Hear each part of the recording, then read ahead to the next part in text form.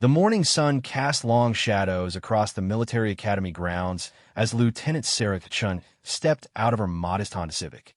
Around her, other officers emerged from luxury cars and expensive SUVs, their polished boots clicking against the asphalt with practiced precision. Sarah adjusted her uniform one final time, checking that every crease was perfect, every badge positioned correctly.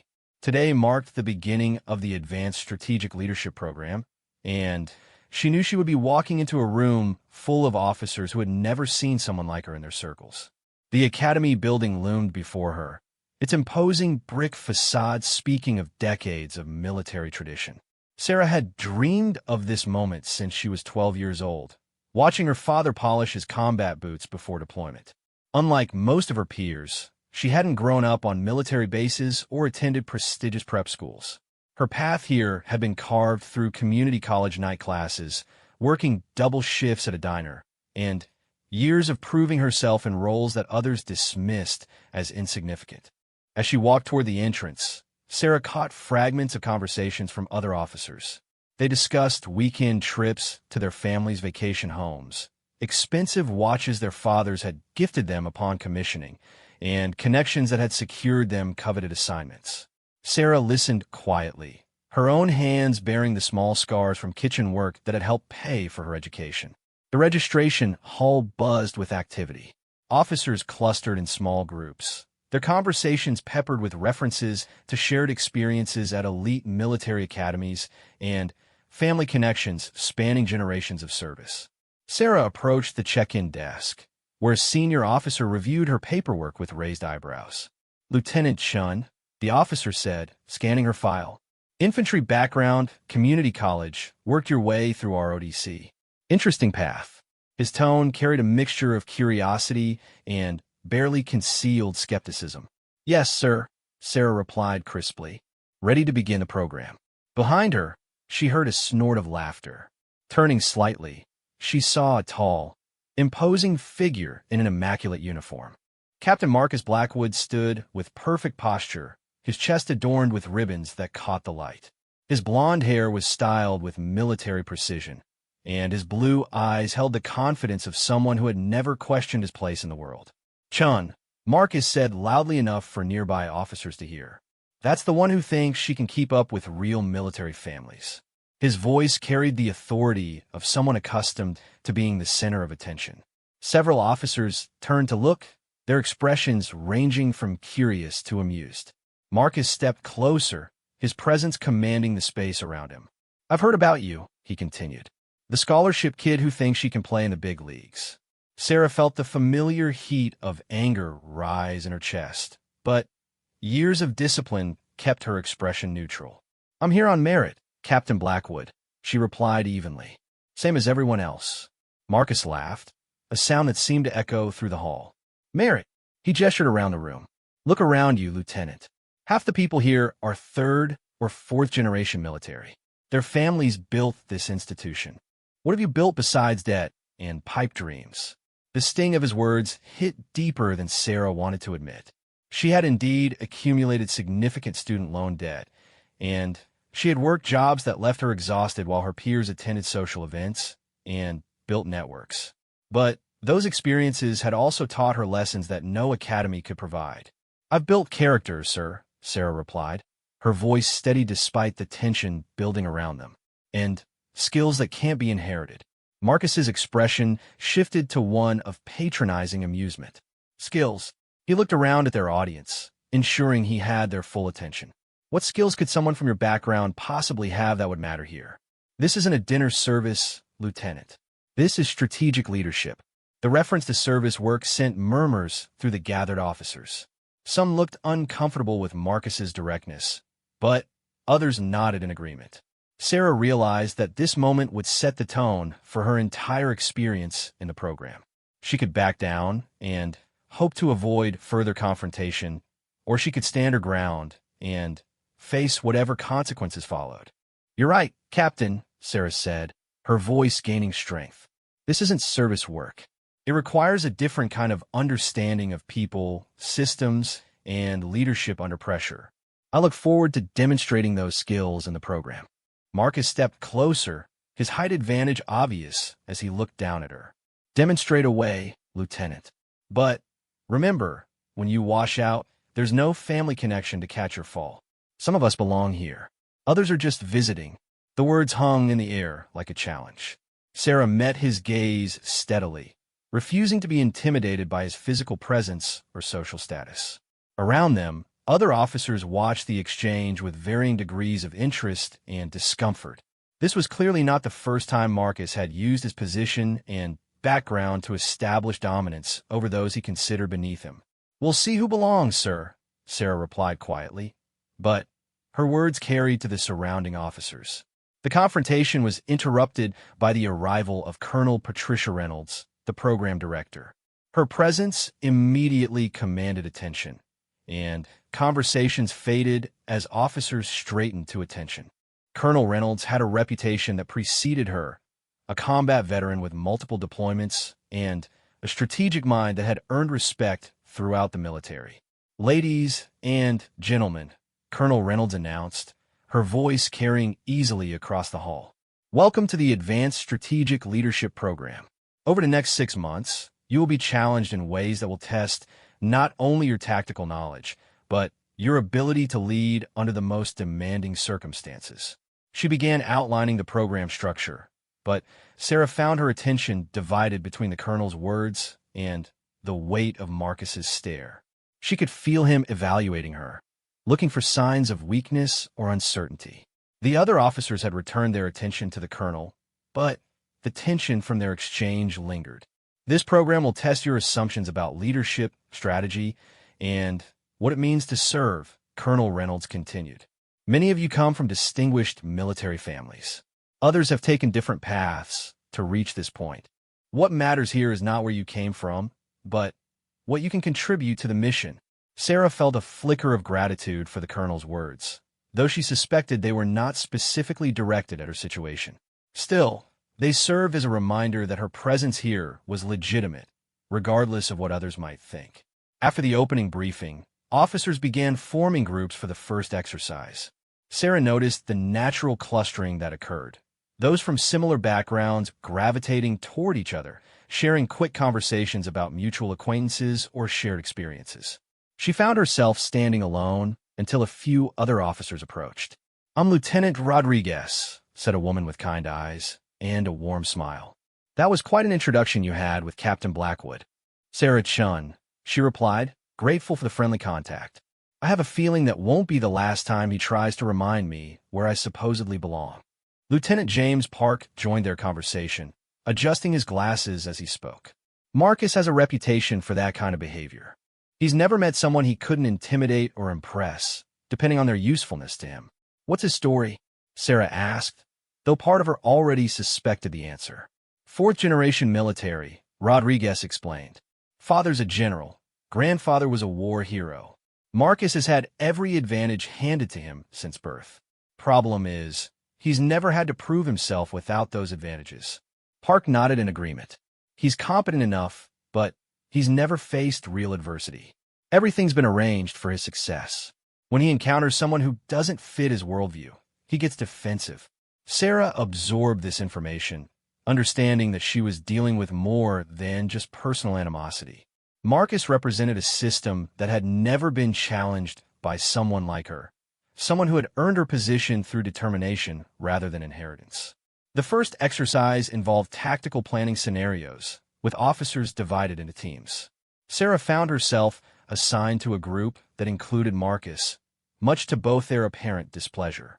The scenario involved coordinating a complex military operation with limited resources and conflicting intelligence reports. As the team gathered around their assigned table, Marcus immediately took charge. "I'll handle the strategic overview," he announced without consulting the others. "Chun, you can work on logistics. That should be more your speed." The dismissive tone wasn't lost on anyone at the table. Sarah felt the familiar surge of determination that had carried her through every challenge in her career. Instead of protesting the assignment, she dove into the logistics with the thoroughness that had become her signature.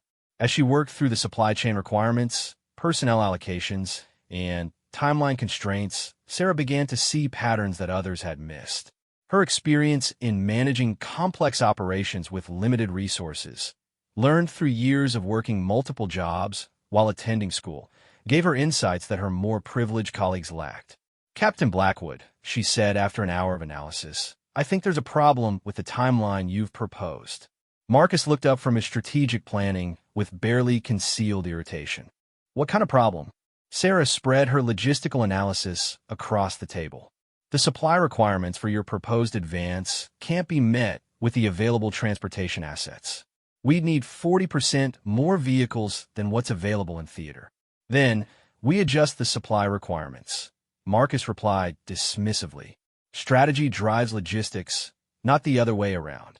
That would mean reducing ammunition and medical supplies below operational minimums," Sarah continued calmly.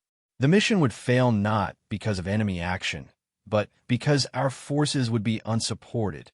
Other team members began to lean in, studying Sarah's analysis. Lieutenant Rodriguez traced the supply lines on the map, nodding slowly as she followed the calculations. "She's right," Rodriguez said. "The math doesn't work." Marcus's jaw tightened as he realized the attention was shifting away from his strategic brilliance towards Sarah's practical analysis. "Fine," he said tersely. "Then what do you propose?" Sarah had anticipated this question and had spent the last 30 minutes developing alternatives. "We modify the approach entirely. Instead of a single large advance, we use a series of smaller operations that can be sustained with available resources. It takes longer, but it ensures success." The room fell quiet as team members studied her proposal. Her approach was less dramatic than Marcus's bold advance, but it was thoroughly practical and achievable with the resources at hand. More importantly, it demonstrated a deep understanding of how military operations actually functioned rather than how they looked in theoretical exercises. "That's actually quite good," said Lieutenant Park, reviewing the logistics calculations. "It accounts for variables that the original plan ignored." Marcus stared at Sarah's work with an expression that mixed surprise with something that might have been respect. For a moment, she thought he might acknowledge the quality of her analysis. Instead, he gathered up his strategic plans and sat back in his chair. "Adequate work, Lieutenant Chun," he said finally. "Though I notice you've essentially abandoned the mission's time requirements to make your logistics work." Sarah bit back her initial response, recognizing the comment as another attempt to diminish her contribution. Instead, she pulled out another set of calculations she had prepared. "Actually, sir, this approach completes the mission 2 days ahead of the original timeline, while reducing risk by 30%. The apparent delay in initial movement actually accelerates overall completion." The silence that followed was telling.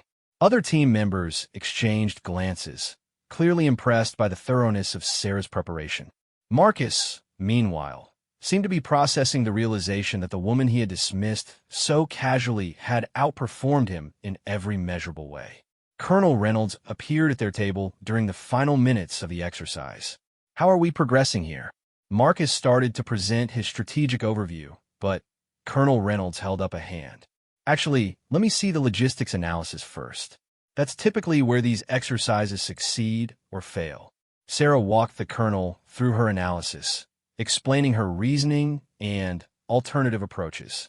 Colonel Reynolds asked detailed questions, probing the assumptions and testing the calculations. Throughout the discussion, Sarah demonstrated not only technical competence, but also the kind of practical wisdom that comes from real-world experience with resource constraints. "Excellent work, Lieutenant Chun," Colonel Reynolds said finally. "This demonstrates exactly the kind of integrated thinking we're trying to develop in this program. Strategy and logistics aren't separate functions. They're parts of a unified approach to mission success." As the colonel moved to the next table, Sarah caught Marcus staring at her with a new expression. The casual dismissiveness was gone, replaced by something more calculating. She realized that their confrontation was far from over. It had simply moved to a different level. The day concluded with teams presenting their solutions to the entire group. When their team's turn came, Marcus stepped forward to present, but Colonel Reynolds intervened. Actually, Captain Blackwood, I'd like Lieutenant Shun to present the logistics integration. It's the strongest element of your team's approach. Sarah felt every pair of eyes in the room focus on her as she moved to the front. This was her opportunity to demonstrate that she belonged here not as a diversity candidate or scholarship recipient, but as a competent officer who could contribute meaningfully to military operations. She presented her analysis with the same calm confidence she had shown at the table, explaining complex concepts in clear terms and fielding questions from both peers and instructors. When she finished, the room remained quiet for a moment before Colonel Reynolds began applauding. This is exactly the kind of innovative thinking that makes the difference between mission success and failure, the colonel said. Lieutenant Shun has demonstrated that true strategic thinking requires understanding every aspect of an operation, not just the dramatic elements that look good in briefing slides. As Sarah returned to her seat, she passed Marcus, who sat with his arms crossed and jaw clenched. The public recognition of her work had clearly challenged his assumptions about who deserved respect in this environment. She could see him reassessing her, trying to reconcile his preconceptions with the evidence of her competence. The day ended with officers gathering their materials and making plans for evening study groups. Sarah packed her notebooks and prepared to leave, already thinking about how to prepare for the next day's challenges. Lieutenant Shun. Marcus's voice stopped her at the door. She turned to face him, unsure what to expect. His expression was unreadable, but his tone lacked the casual dismissiveness from earlier. That was solid work today, he said, though the admission seemed to cost him some effort. I may have underestimated your preparation. Sarah studied his face, looking for sincerity behind the words. Thank you, Captain. I'm sure we'll have many more opportunities to work together. Yes, Marcus replied slowly. I'm sure we will. As Sarah walked to her car, she reflected on the day's events. She had proven that she could hold her own academically and professionally, but she sensed that this was only the beginning. Marcus Blackwood was not someone who would simply accept being outperformed by someone he considered beneath him. If anything, her success would likely motivate him to find other ways to assert his superiority. The drive home took her through neighborhoods that reminded her of where she had grown up, modest homes with small yards, where families worked hard for everything they had. These streets had taught her lessons about resilience, creativity, and the value of earning rather than inheriting success. Tomorrow would bring new challenges, but tonight she felt ready for whatever Marcus Blackwood might try next. As she pulled into her apartment complex, Sarah noticed a text from her father, a retired sergeant who had encouraged her military career from the beginning. How was your first day at the fancy school? He asked. She smiled as she typed her response. I think I'm going to like it here, Dad. They have no idea what they're dealing with. The truth was, Sarah herself was only beginning to understand what she was capable of achieving. But one thing was certain, she would not be intimidated, dismissed, or made to feel like she didn't belong. The Advanced Strategic Leadership Program was about to discover that merit comes in many forms, and sometimes the most unexpected people prove to be exactly what an institution needs to remember its true purpose. 3 weeks into the Advanced Strategic Leadership Program, the morning briefings had settled into a familiar rhythm. Officers filed into the conference room with coffee and notebooks, taking seats that had become unofficial territories. Sarah had claimed a spot in the third row, close enough to engage with instructors, but far enough back to observe the social dynamics that played out among her peers. Marcus Blackwood entered precisely on time, as always, his uniform immaculate and his bearing confident. Since their first encounter, he had maintained a careful distance from Sarah, neither openly antagonistic nor particularly friendly.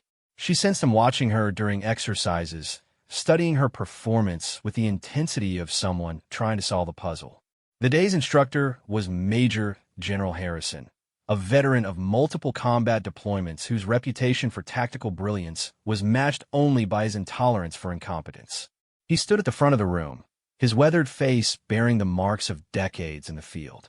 Today we begin war games, Major General Harrison announced. You'll be divided into 2 forces with competing objectives. This isn't an academic exercise. You'll be evaluated on real-time decision-making under pressure. Sarek felt a familiar surge of excitement. War games represented the kind of complex, dynamic challenges where her unconventional background might actually provide advantages. While many of her peers had studied military theory extensively, few had experience managing chaos and uncertainty in real-world conditions. Team leaders will be chosen based on your performance thus far, the general continued. Captain Blackwood, you'll command the Blue Force. Marcus stood and moved to the front of the room, his selection surprising no one. His theoretical knowledge was excellent, and his commanding presence made him a natural choice for leadership roles. Lieutenant Chun, you'll command the Red Force. The announcement sent a ripple of surprise through the room. Sarah felt dozens of pairs of eyes turned toward her, some curious, others skeptical. She had performed well in individual exercises, but this would be her first opportunity to lead a team of peers who still questioned whether she belonged among them. Your scenario, Major General Harrison continued, involves asymmetric warfare. Blue Force has superior numbers and equipment, but limited intelligence about Red Force capabilities and location. Red Force has detailed intelligence about Blue Force, but significantly fewer resources. As Sarah moved to the front of the room opposite Marcus, she caught his expression of mild surprise, mixed with something that might have been respect. The assignment wasn't random. Someone had been paying attention to her analytical work and decided she was ready for this responsibility. You have 1 hour to select your teams and develop initial strategies, the general said. Combat begins at 1,400 hours. The room erupted into activity as officers clustered around their designated team leaders. Sarah found herself facing a critical test that went beyond military tactics. She needed to convince a group of accomplished officers to follow someone they barely knew and many still doubted. Lieutenant Rodriguez approached first, followed by Lieutenant Park and several others Sarah had worked with in previous exercises. But she also noticed officers hanging back, clearly uncertain about joining what they perceived as the weaker team, led by the unknown quantity. "All right," Sarah said to her assembled team of 8 officers. "I know some of you are wondering why you're here, instead of with a larger, better-equipped force." A few uncomfortable chuckles suggested she had hit close to the mark. Lieutenant Colonel Stevens, a senior officer with extensive field experience, crossed his arms and waited for her to continue. "Here's what I think," Sarah continued. "We have the intelligence advantage, which means we can choose when and where to engage. But more importantly, we have something they don't, the experience of operating with limited resources." She gestured around the room at officers from diverse backgrounds. "How many of you have had to make impossible situations work? How many have succeeded when everyone expected you to fail?" The question seemed to resonate with several team members. Not everyone in the program came from privileged backgrounds, and Sarah was betting that those who had struggled their way to this position might have developed skills that their more advantaged peers lacked. "Captain Blackwood has twice our numbers and better equipment," she said. "What he doesn't have is experience with creative problem-solving under pressure. We're going to use that against him." Lieutenant Colonel Stevens leaned forward, his interest clearly piqued. "What did you have in mind?" Sarah spread the tactical map across the table. "He's expecting us to avoid direct confrontation because we're outnumbered. Instead, we're going to attack his assumptions about how this kind of battle should be fought." Across the room, she could see Marcus assembling his larger team, his confident gestures suggesting he was outlining a conventional approach to the scenario. His officers nodded along with expressions of certainty, confident in their superior numbers and equipment. "We need to think differently," Sarah continued. "In asymmetric warfare, the weaker force wins by changing the rules of engagement. We can't match their strength, so we'll target their weaknesses." Over the next hour, Sarah's team developed an unconventional strategy that relied heavily on deception, mobility, and exploiting their intelligence advantage. Instead of trying to preserve their limited forces for a decisive battle, they planned a series of coordinated strikes designed to disrupt Marcus's ability to coordinate his superior numbers. Lieutenant Park raised a concern that others clearly shared. "This approach is pretty aggressive for a force that's supposed to be outmatched. What if we take heavy casualties early?" Sarah had anticipated this question. Traditional thinking says the smaller force should preserve strength and avoid losses. But that's exactly what they'll expect. By accepting higher initial risk, we can create confusion and force them to react to our timeline instead of their own. The strategy was undeniably risky, but it reflected lessons Sarah had learned about succeeding as an underdog. Sometimes the only way to win was to refuse to play by rules designed to favor those with built-in advantages. As the planning session concluded, Sarah noticed that her team's initial skepticism had transformed into genuine engagement. Officers who had seemed reluctant to follow her leadership were now contributing ideas and refining tactics with enthusiasm. She realized she had passed an important test, not just proving her tactical knowledge, but demonstrating the kind of leadership that inspired others to perform beyond their perceived limitations. At precisely 1,400 hours, both teams took their positions in the War Games facility. The simulation used real terrain with live monitoring equipment that would track movement, engagement outcomes, and tactical decisions in real time. Major General Harrison and other instructors positioned themselves at observation points where they could evaluate leadership performance under pressure.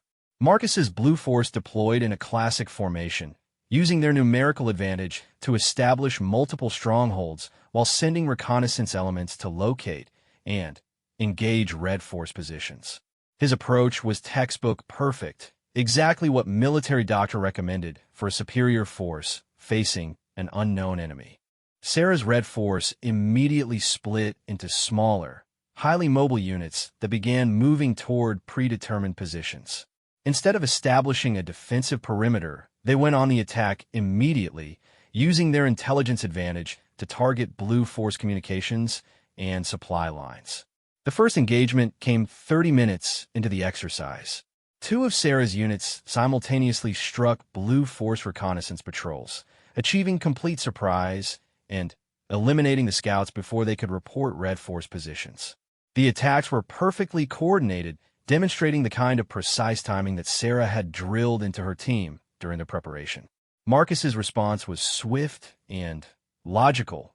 He consolidated his remaining forces and began a systematic sweep of the area where the attacks had occurred. But Sarah had anticipated this reaction and repositioned her units before he could respond. By the time Blue Force arrived at the engagement sites, Red Force had vanished. "He's thinking like a conventional commander," Sarah explained to her team over their communication system. "He wants to mass his forces and overwhelm us through superior firepower. We're going to stay dispersed and keep hitting him where he's not looking." The next 2 hours unfolded as a masterclass in asymmetric tactics. Sarah's forces struck repeatedly at Blue Force logistics, communications, and isolated units, then melted away before Marcus could bring his superior numbers to bear. Each attack was carefully planned to maximize impact while minimizing Red Force exposure to counterattack. From the observation posts, Major General Harrison watched the exercise unfold with growing interest. Marcus's conventional approach was competent but predictable, following established doctrine with precision but little innovation. Sarah's tactics, meanwhile, demonstrated an understanding of warfare that went beyond textbook knowledge to practical application of unconventional principles. The turning point came when Sarah identified a critical vulnerability in Marcus's deployment. His forces were stretched thin, trying to protect multiple objectives while simultaneously hunting for an enemy that refused to stand and fight. Sarah concentrated her remaining units for a surprise attack on his command post, betting that eliminating his central coordination would neutralize his numerical advantage. The attack caught Blue Force completely off guard.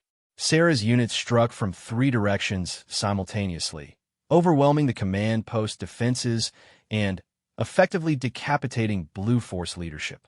Marcus found himself cut off from his scattered units, unable to coordinate their superior numbers into an effective response.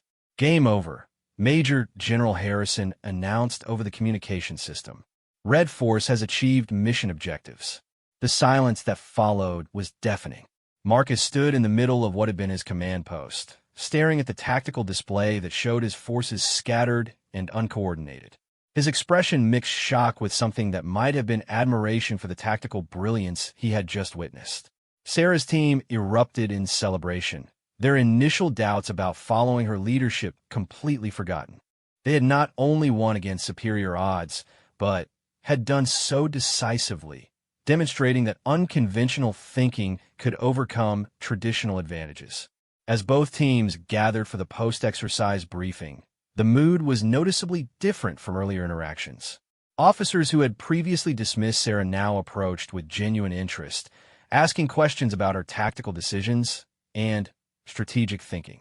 Her success couldn't be attributed to luck or assistance. She had outthought and outmaneuvered one of the program's most promising leaders. Major General Harrison began the briefing by outlining the key learning points from the exercise. This scenario demonstrated several important principles about modern warfare, he said. First, superior numbers and equipment don't guarantee success against an innovative, well-led opponent. He gestured towards Sarah. Lieutenant Chen's force succeeded by refusing to accept the limitations that conventional wisdom imposed on their situation. Instead of fighting the battle her opponent wanted, she created an entirely different kind of engagement. Marcus listened to the analysis with the intensity of someone trying to understand where his approach had failed. His tactical knowledge was excellent, but he had been outmaneuvered by someone whose thinking didn't conform to traditional military patterns. Captain Blackwood, the general, continued, "Your deployment and coordination were textbook perfect. Under normal circumstances, your approach would have succeeded. But you were facing an opponent who changed the fundamental assumptions about how this battle should be fought." The comment was both praise and criticism. Marcus had performed competently within established parameters, but he had failed to adapt when faced with an unconventional challenge. Sarah, meanwhile, had demonstrated the kind of innovative thinking that modern military leaders needed to develop. After the briefing, officers began forming informal discussion groups to analyze the exercise. Sarah found herself surrounded by peers who wanted to understand how she had developed her tactical approach. The conversation was animated and respectful, a dramatic change from the skeptical reception she had received just weeks earlier. Marcus approached as the groups began to disperse. His expression was thoughtful rather than confrontational, and Sarah sensed that their relationship had shifted into new territory. "That was impressive tactical thinking," he said, his tone acknowledging her success without reservation. "I've been trying to figure out where my approach went wrong." Sarah studied his face, looking for signs of the condescension that had characterized their earlier interactions. Instead, she saw genuine curiosity and perhaps the beginning of respect. "Your approach wasn't wrong," she replied. "It was just predictable. You did exactly what doctrine recommends for someone in your position. And you ignored doctrine entirely," Marcus observed. "I followed a different kind of doctrine," Sarah corrected. "One based on making impossible situations work with whatever resources are available. It's not something they teach in traditional military education." Marcus nodded slowly, beginning to understand that Sarah's background had provided her with practical knowledge that complemented formal military training. "Where did you learn to think like that?" Sarah considered how to answer without sounding defensive or boastful. "You learn it when you can't afford to fail, but don't have the resources that everyone else takes for granted. Every job I worked, every class I took, every challenge I faced taught me something about making more with less." The conversation continued for several minutes, with Marcus asking detailed questions about her tactical decisions.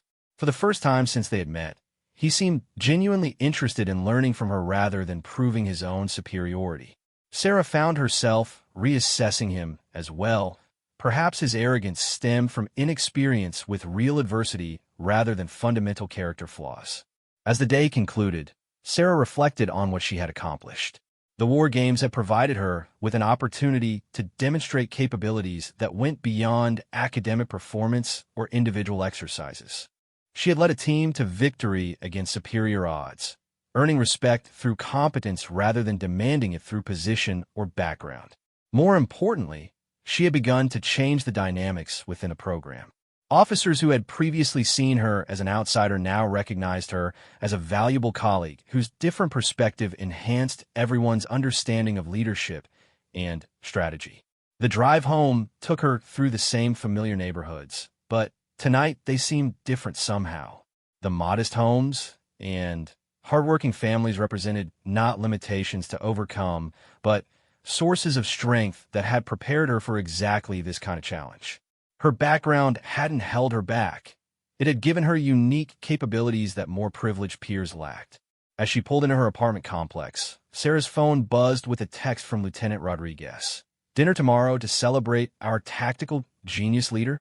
Sarah smiled as she typed her response. "Only if you promise not to call me genius. I just did what the situation required." But privately, she was beginning to understand that she might be capable of more than she had previously imagined.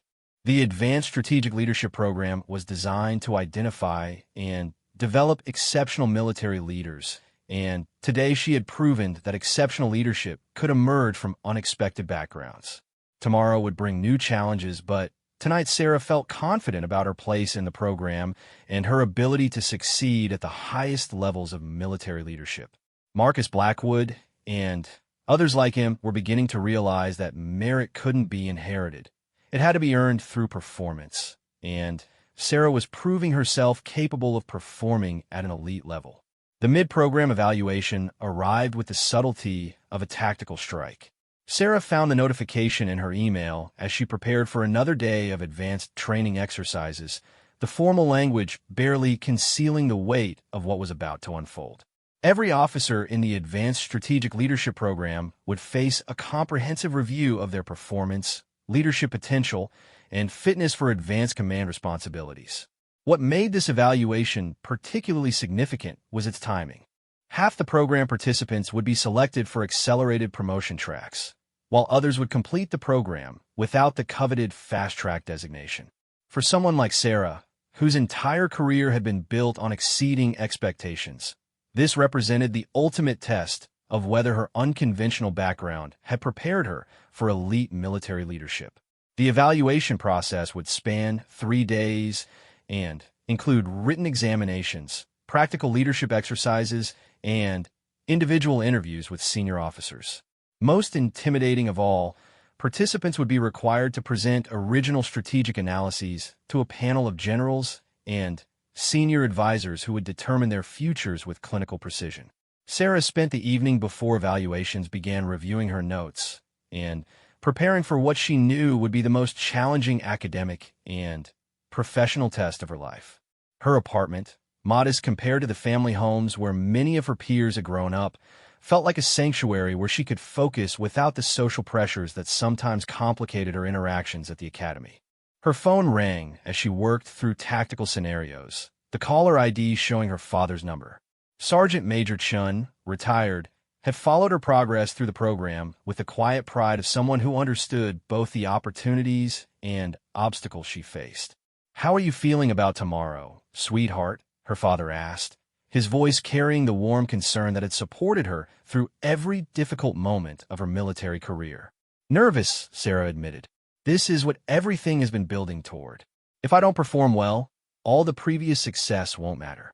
Her father was quiet for a moment, and Sarah could picture him sitting in his small kitchen, probably polishing something metal while he thought about her situation. "You know what I learned in 30 years of service?" he finally said. "The military doesn't need more people who can follow instructions perfectly. It needs people who can think clearly when the instructions don't cover the situation." "That's what I've been trying to do," Sarah replied. "But sometimes I feel like I'm fighting the system instead of working within it." "The best officers I ever served with were fighting something," her father said. "Maybe it was the enemy, maybe it was inefficiency, maybe it was their own limitations. The point is, they weren't satisfied with good enough. They wanted to make things better." As they spoke, Sarah realized that her father had identified something important about her approach to military service. She hadn't joined the military to maintain existing systems. She had joined to improve them, to prove that merit could emerge from unexpected places, and to demonstrate that effective leadership came in many forms. The first day of evaluations began with written examinations that tested everything from military history to contemporary strategic theory. Sarah worked through questions that required not just memorization of facts, but analysis of complex scenarios and development of innovative solutions to unprecedented challenges. The examination room was silent, except for the scratching of pens and occasional shifting of papers. Around her, other officers worked with varying degrees of confidence, some moving quickly through familiar material, while others paused to consider more challenging questions. Sarah found herself drawing on knowledge that extended far beyond traditional military education. Questions about resource allocation reminded her of managing inventory at the restaurant where she had worked during college. Problems involving personnel management echoed challenges she had faced coordinating study groups while working multiple jobs. Her diverse background provided perspectives that purely academic preparation might have missed. Marcus Blackwood sat 3 rows ahead, his posture confident as he worked through the examination. Since their War Games encounter, their relationship had evolved into something resembling mutual respect, though Sarah sensed he was still processing the implications of her tactical victory. His performance on written examinations was consistently excellent, reflecting the quality education and extensive preparation that his background had provided. The practical exercises on day 2 proved more challenging than anything the program had previously presented. Officers were placed in simulated crisis situations with incomplete information, limited resources, and conflicting priorities. The scenarios were designed to test leadership under extreme pressure, requiring participants to make critical decisions without the luxury of extended deliberation. Sarah's first scenario involved coordinating the evacuation of civilians from a disaster zone, while managing competing demands from multiple agencies and dealing with equipment failures that threatened mission success. The exercise was complicated by the fact that she was placed in command of a team that included several officers senior to her in both rank and experience. As the scenario began, Sarah quickly recognized that success would depend on her ability to inspire confidence in officers who had every reason to question her authority. The senior officers on her team were watching carefully, evaluating whether someone of her background and rank could handle the responsibility of command in a crisis situation. "All right," Sarah said as her team gathered around the operations map. "We have 12 hours to evacuate 15,000 civilians, and our primary transportation assets are compromised. We need solutions, not problems." Major Patricia Williams, a logistics specialist with 20 years of experience, crossed her arms skeptically. "Lieutenant, the standard evacuation protocols don't account for this level of equipment failure. We need to contact higher command for guidance." Sarah felt the familiar challenge of leading people who doubted her capabilities. "Major, while we're waiting for guidance from higher command, those 15,000 people are in increasing danger. What can we do with what we have right now?" Lieutenant Colonel Stevens, who had served on Sarah's War Games team, leaned forward with interest. "What are you thinking?" Sarah pointed to several locations on the map. "We abandoned the standard evacuation routes that depend on heavy transport. Instead, we use multiple smaller routes that can be served by the vehicles that are still operational. It'll take more coordination, but it reduces our vulnerability to single points of failure." The approach was similar to her War Games strategy, accepting higher complexity in exchange for reduced risk and increased flexibility. Major Williams studied the map, her skepticism gradually giving way to professional interest. "That could work," she admitted, "but it would require real-time coordination between multiple teams. One communication breakdown could strand hundreds of people." "Then, we make sure communication doesn't break down," Sarah replied. "We establish redundant contact protocols and position coordination teams at critical junctions. We plan for problems instead of hoping they don't happen." Over the next several hours, Sarah's team implemented an evacuation plan that defied conventional wisdom but proved remarkably effective. By accepting the complexity of multiple simultaneous operations, they achieved faster and safer evacuation than traditional approaches would have allowed. The exercise observers took detailed notes as Sarah demonstrated the same kind of innovative thinking that had characterized her War Games performance. More importantly, she showed an ability to earn the respect and cooperation of senior officers who initially questioned her authority. The third day brought individual interviews with senior review panels, and Sarah found herself facing three general officers whose combined experience spanned decades of military service at the highest levels. General Patricia Morrison, the panel chair, had a reputation for thorough analysis and direct questioning that left no room for diplomatic evasion. Lieutenant Chun, General Morrison began, your performance in this program has been notable for its unconventional approach to traditional problems. Help us understand how you develop this tactical and strategic perspective. Sarah had anticipated this question, but knew that her answer would significantly influence the panel's assessment of her potential. Ma'am, I believe effective leadership requires understanding how systems work under pressure and stress. My background provided extensive experience with resource constraints and operational challenges that taught me to find solutions that might not be obvious from theoretical study alone. General Morrison exchanged glances with her colleagues before continuing. Can you provide a specific example of how this background influenced your military performance? Sarah thought about the War Games exercise and evacuation simulation success. In both tactical planning and crisis management, I've found that conventional approaches often assume ideal conditions that rarely exist in practice. My experience taught me to plan for problems and develop strategies that remain effective even when initial assumptions prove incorrect.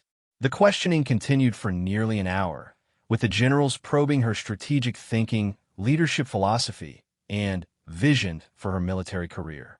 Sarah found herself discussing complex topics with increasing confidence, drawing on both formal military education and practical experience to provide thoughtful, detailed responses.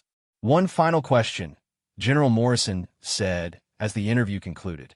This program is designed to identify officers with exceptional leadership potential. Why should we consider you for accelerated advancement when you lack the traditional background that has historically characterized our senior leadership? Sarah felt the weight of the question and everything it represented. This was her opportunity to articulate why diversity of background strengthened rather than weakened military leadership. Ma'am, the challenges facing our military today require leaders who can think creatively under pressure and find solutions that others might miss. My background taught me that there's usually a way to succeed if you're willing to work hard enough and think differently enough to find it. I believe the military needs officers who bring different perspectives to traditional problems, not just because it's fair, but because it makes us more effective. The panel dismissed her with professional courtesy, providing no indication of their assessment. Sarah walked from the interview room knowing that she had represented herself as honestly and completely as possible, but uncertain whether her background would be seen as an asset or liability by officers whose own paths to leadership had been more conventional. That evening, program participants gathered informally to decompress from the intense evaluation process. The mood was subdued, with everyone aware that their futures hung in the balance, while senior officers deliberated behind closed doors. Marcus approached Sarah as she stood alone on the Academy's observation deck, looking out over the grounds where she had first encountered his skepticism months earlier. His expression was thoughtful rather than competitive, and she sensed that the evaluation process had prompted reflection about his own career and assumptions. "How do you think it went?" he asked, joining her at the railing. Sarah considered the question carefully. "I think I represented myself honestly. Whether that's what they're looking for is something I'll find out tomorrow." Marcus nodded, then surprised her with his next comment. "I've been thinking about our first meeting," he said, "about the things I said about background and belonging." Sarah felt a moment of tension, unsure where this conversation was heading. "That was months ago, Marcus. We've all learned things since then. I learned that I was an idiot," Marcus said bluntly. "Not just about you specifically, but about what makes someone qualified for leadership. I thought pedigree mattered more than performance." Sarah studied his profile as he looked out over the academy grounds. "What changed your mind?" "Watching you lead," Marcus replied.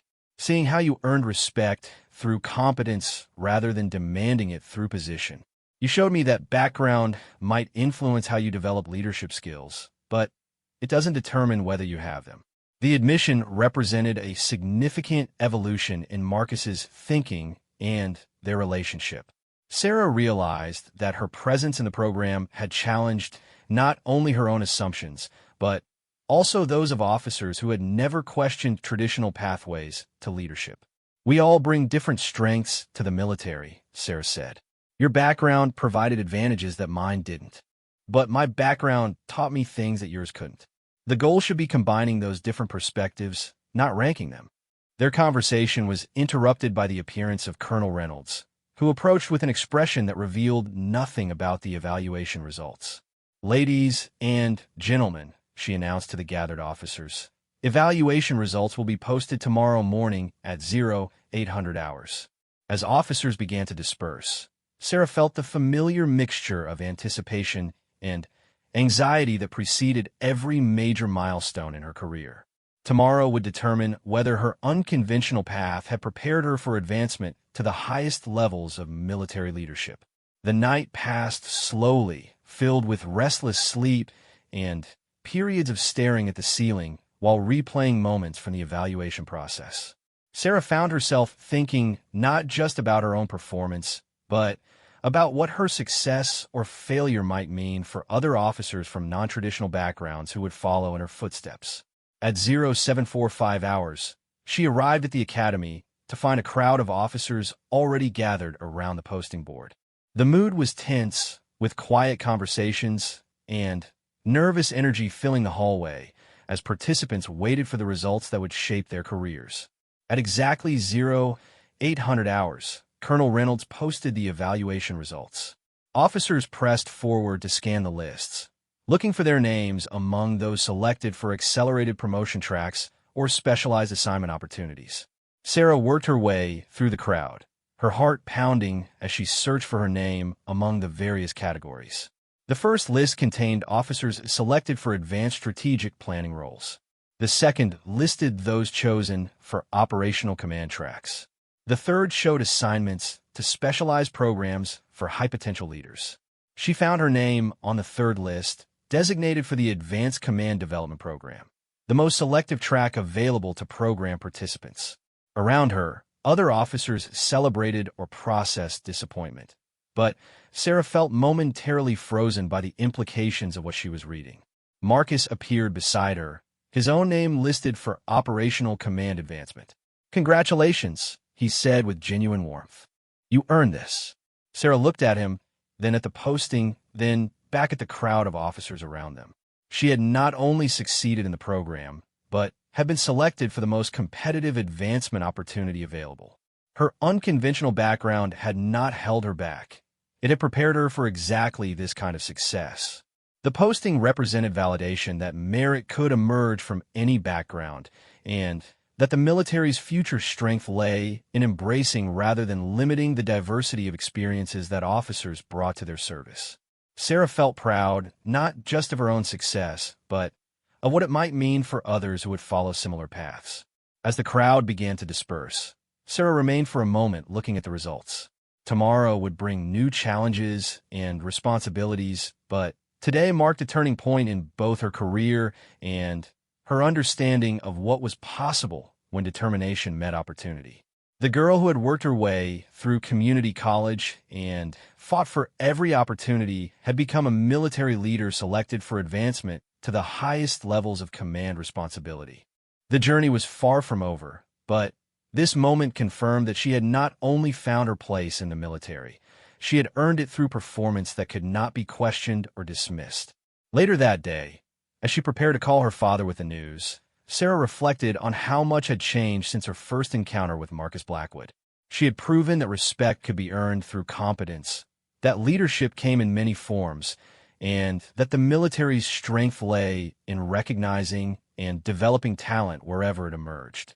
The Advanced Strategic Leadership Program had tested her knowledge, skills, and character under the most demanding circumstances. She had passed not by conforming to traditional expectations, but by demonstrating that excellence could emerge from unexpected backgrounds and unconventional paths to leadership. Tomorrow would bring new responsibilities and challenges, but tonight Sarah felt confident about her place in the military and her ability to contribute meaningfully to its mission. She had not only succeeded despite her background, She had succeeded because of it, proving that merit could not be inherited but had to be earned through dedication, performance, and character. 2 years after completing the Advanced Strategic Leadership Program, Major Sarah Chun stood in the Pentagon's briefing room, preparing to present her strategic analysis to the Joint Chiefs of Staff. The polished conference table reflected the faces of the most senior military leadership in the country, officers whose decisions shaped national security policy and military operations worldwide. The irony of the moment was not lost on her. The woman who had once been dismissed as a scholarship student unsuited for elite military circles was now trusted with briefing the highest levels of command on critical strategic matters. Her rapid promotion through the Advanced Command Development Program had been meteoric, but it reflected performance that could not be questioned or attributed to anything other than exceptional competence. General Patricia Morrison, who had evaluated Sarah during her program interviews, now served as her direct supervisor in the Strategic Planning Division. The relationship had evolved from formal assessment to professional mentorship, with General Morrison becoming one of Sarah's strongest advocates for advancement and increased responsibility. Major Chun, General Morrison said as they reviewed the briefing materials one final time, "Your analysis of the logistics vulnerabilities in our Pacific deployment has already influenced preliminary strategic discussions. Today's presentation could reshape how we think about resource allocation in contested environments."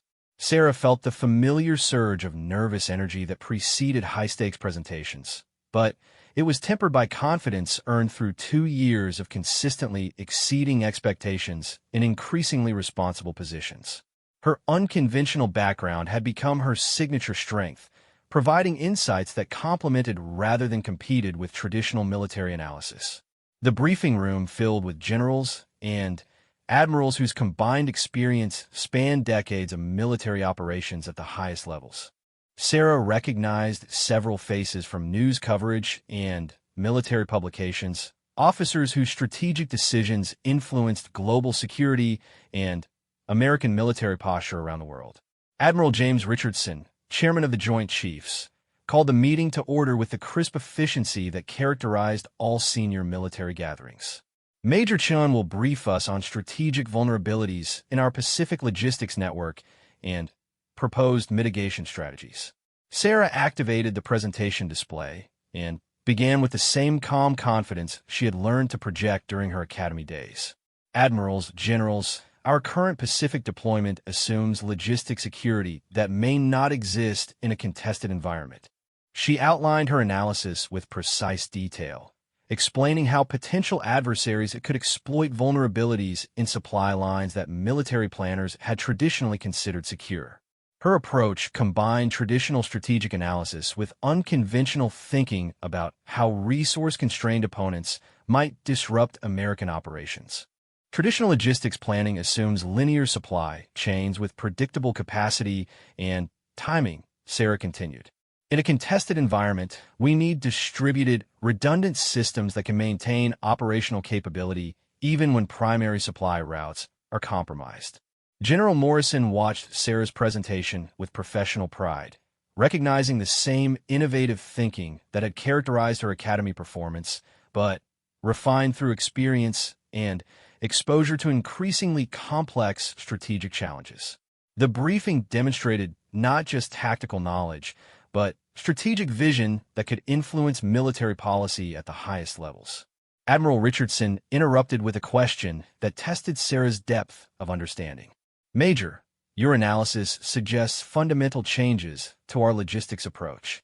What would implementation cost in terms of resources and operational complexity?" Sarah had anticipated this question and prepared detailed cost-benefit analysis that demonstrated her comprehensive understanding of both strategic and practical considerations. "Admiral, initial implementation costs would be significant, but the enhanced resilience would provide operational advantages that justify the investment." She walked through specific scenarios showing how her proposed approach would maintain operational capability in situations where traditional logistics would fail completely. The analysis drew on lessons learned from her Academy war games, scaled up to address real-world strategic challenges facing American military forces. As the presentation continued, Sarah noticed the engagement level increasing among her audience. These were officers accustomed to briefings from the best strategic minds in the military, yet they were clearly impressed by the depth and innovation of her analysis. The questions that followed tested every aspect of her strategic thinking, from technical details about implementation to broader implications for military doctrine. Sarah fielded each inquiry with the thorough preparation that had become her trademark, demonstrating expertise that extended far beyond the specific logistics vulnerabilities she was addressing. Major Chun, Admiral Richardson said, as the formal presentation concluded, "This analysis represents exactly the kind of strategic innovation we need to maintain competitive advantage. We'll be implementing several of your recommendations immediately." Sarah felt a moment of professional satisfaction that went beyond personal achievement. Her work would directly influence military operations and potentially save lives through more resilient logistic systems. The briefing represented the culmination of everything she had worked towards since joining the military. The opportunity to contribute meaningfully to national defense at the highest levels. After the briefing, General Morrison invited Sarah to join her for coffee in the Pentagon's senior officer dining area. The space was reserved for generals and their selected guests, representing another milestone in Sarah's remarkable ascent through military leadership. "How does it feel to brief the Joint Chiefs?" General Morrison asked as they settled into a quiet corner table. Sarah considered the question carefully. "Intimidating and inspiring at the same time," she replied. "These are officers whose decisions affect thousands of lives and global security. Being trusted with that level of responsibility is both humbling and motivating." General Morrison smiled with the satisfaction of a mentor watching a protege exceed all expectations. "Do you remember your program evaluation interview? When I asked why we should consider you for accelerated advancement despite your non-traditional background?" "Yes, ma'am," Sarah replied. "I argued that the military needed officers who brought different perspectives to traditional problems. Today's briefing proved that point definitively," General Morrison said. "Your logistics analysis identified vulnerabilities that traditional strategic thinking had missed. That's the value of diversity in leadership, not as a social goal, but as a strategic necessity." Their conversation was interrupted by the arrival of Colonel Marcus Blackwood, now serving as a senior staff officer in the Pentagon's Operations Division. His promotion had been well-deserved, reflecting strong performance and leadership growth since their academy days. More significantly, his attitude toward officers from non-traditional backgrounds had evolved dramatically. "Sarah," Marcus said warmly as he approached their table, "congratulations on the briefing. I heard it went exceptionally well."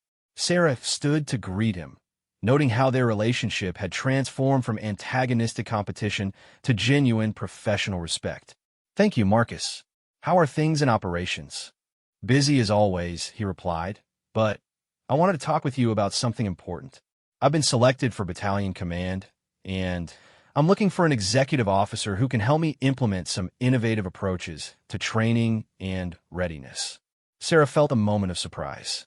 Executive officer positions were typically stepping stones to command responsibilities, and Marcus was offering her an opportunity that could significantly accelerate her career progression. "I know it's a lateral move rank-wise," Marcus continued, "but the experience would position you for your own command within 18 months. More importantly, I think we could accomplish something significant together." General Morrison listened to the conversation with evident approval. The partnership between Sarah and Marcus would combine complementary strengths and represent the kind of collaborative leadership that modern military challenges required. "What kind of innovative approaches?"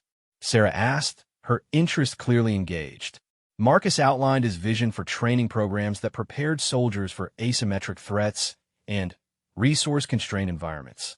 His ideas reflected lessons learned from studying Sarah's academy performance and subsequent strategic work.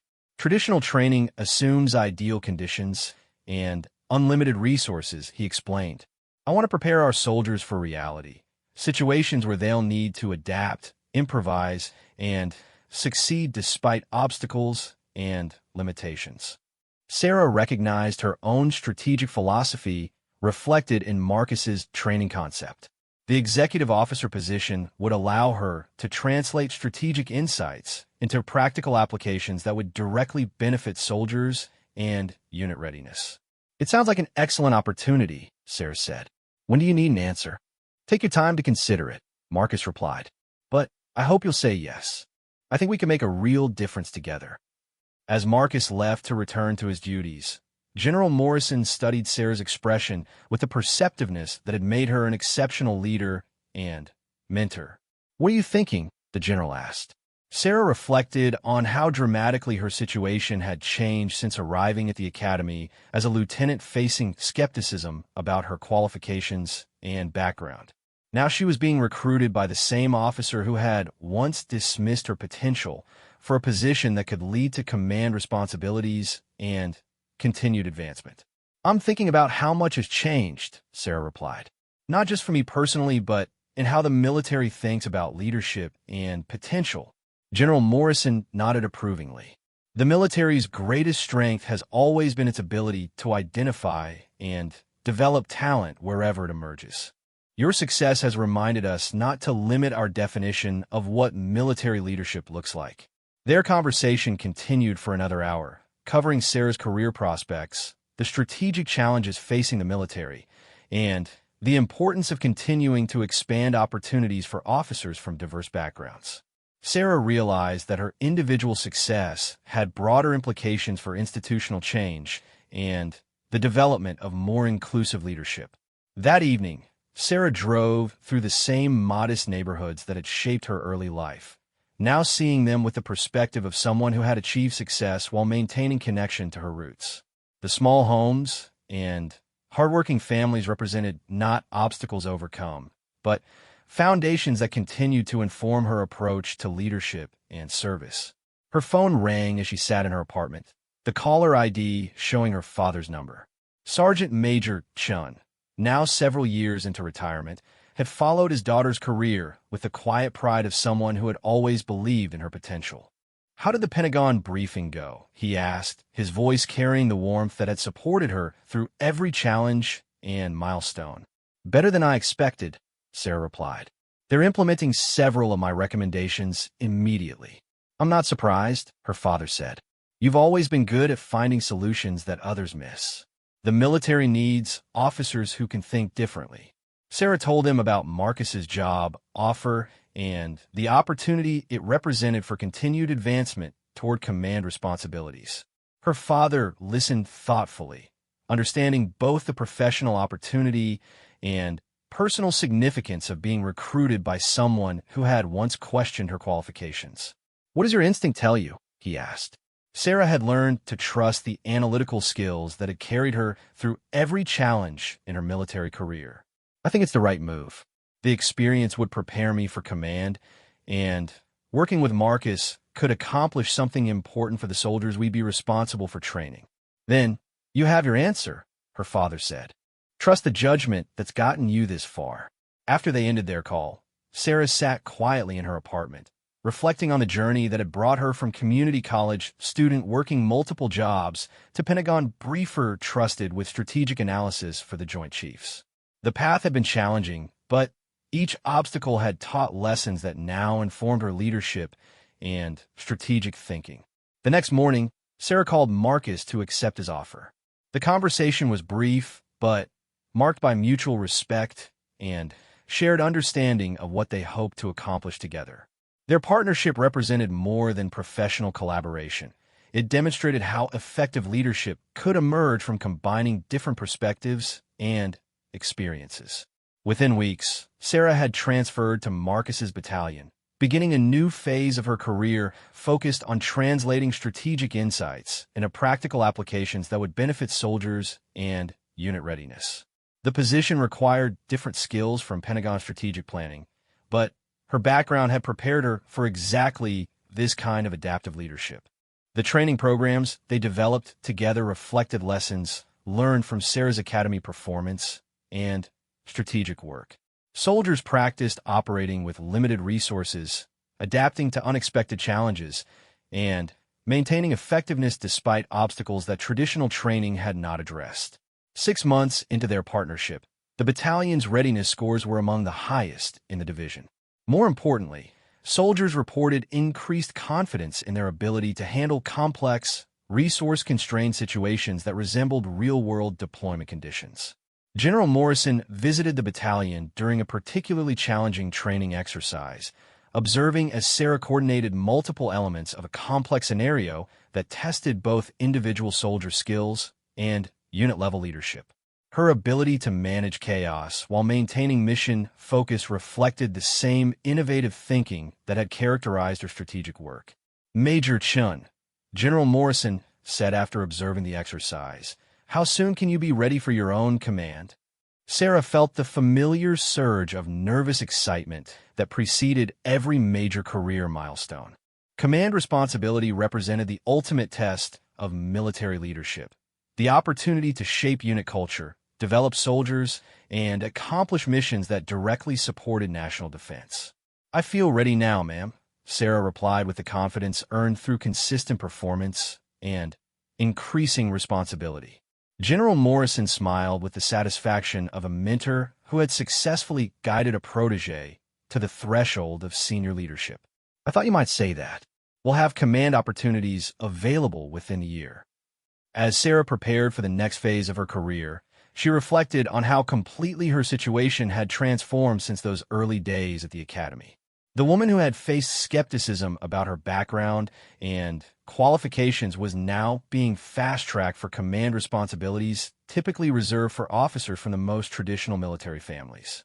More importantly, her success had contributed to broader changes in how the military identified and developed leadership talent. Officers from diverse backgrounds were increasingly recognized as assets rather than exceptions, bringing valuable perspectives that strengthened rather than threatened institutional effectiveness. The evening before her promotion ceremony to lieutenant colonel, Sarah stood again on the academy's observation deck, where she had first confronted Marcus's skepticism and later discussed their evolving understanding of military leadership.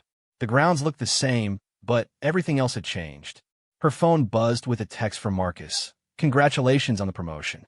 Looking forward to seeing what you accomplish in command." Sarah smiled as she typed her response. "Thank you for the opportunity to prove what's possible when people look beyond backgrounds to potential." The journey from dismissed outsider to respected leader had required everything she could give, but it had also revealed capabilities she hadn't known she possessed. Tomorrow would bring new responsibilities and challenges, but tonight Sarah felt confident about her place in the military and her ability to contribute to its mission at the highest levels. The girl who had worked her way through community college while others attended prestigious prep schools had become a military leader trusted with significant responsibility and positioned for continued advancement. The path had been unconventional, but it had led to exactly where she belonged, serving her country as an officer whose leadership was defined not by background but by character, competence, and unwavering commitment to excellence. As she walked back to her car, Sarah thought about the soldiers she would soon lead and the responsibility she felt to prove that effective leadership could emerge from any background. Her success had opened doors for others while demonstrating that the military's strength lay in recognizing and developing talent wherever it emerged. The academy had taught her tactical and strategic skills, but her background had provided the resilience, creativity, and determination that made those skills effective under pressure. Tomorrow, she would begin applying everything she had learned to the challenge of command leadership, confident that her unconventional path had prepared her for exactly this responsibility. She had thought Marcus could mock her background and dismiss her potential. Instead, she had surpassed his rank and earned his respect through performance that could not be questioned. More importantly, she had proven that merit could emerge from unexpected places and that the military's future strength lay in embracing rather than limiting the diversity of experiences that officers brought to their service. The story was far from over, but this chapter had demonstrated that determination, competence, and character could overcome any obstacle and earn recognition at the highest levels of military leadership. Sarah had not only found her place in the military, she had earned it through performance that honored both her background and the institution she served with distinction.